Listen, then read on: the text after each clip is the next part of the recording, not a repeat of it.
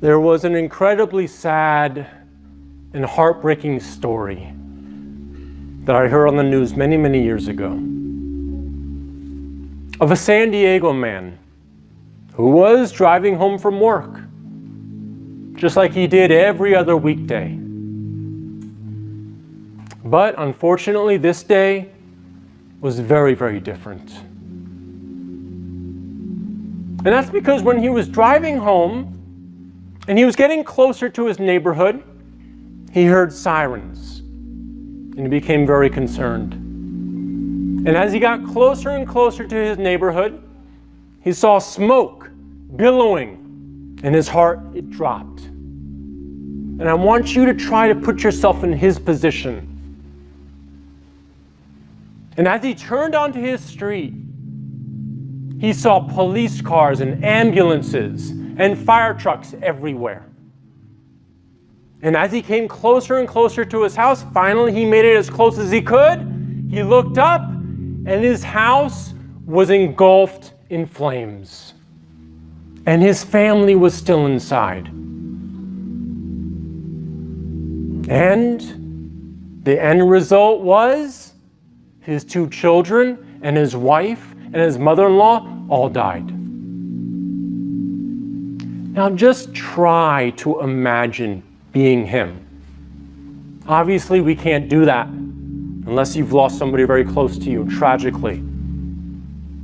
But try to imagine, try to capture just a sliver of the immense sorrow that he must have had at that moment.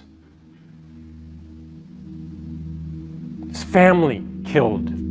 His house burned down. Now, listen to this hadith of the Prophet, peace and blessings be upon him. He said, the person that misses the Asr prayer, it's as if they lost their family and all their wealth.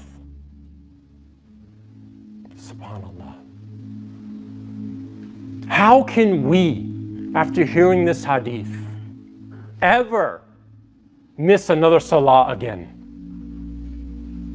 We should at least make the intention and the resolve to try to pray our Fard prayers if we're not doing it already. Because of the immense reward that we lose for not praying that prayer. And perhaps the tremendous amount of punishments that will come to us for deliberately missing that prayer. The Prophet, peace and blessings be upon him, he said the first thing that will be inquired, that you will be held to account for on the Day of Judgment, is your Salah. If it is sound, you will be successful. And if it is lacking in any way, you will be doomed. In another hadith, the Prophet, peace be upon him, he said that if someone leaves off the prayer, meaning they don't pray, they are a disbeliever.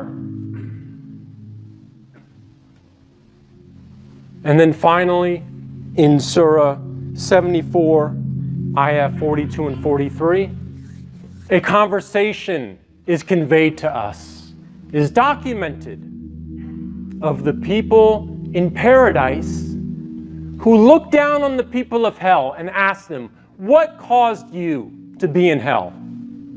And they responded, we were not of those who prayed.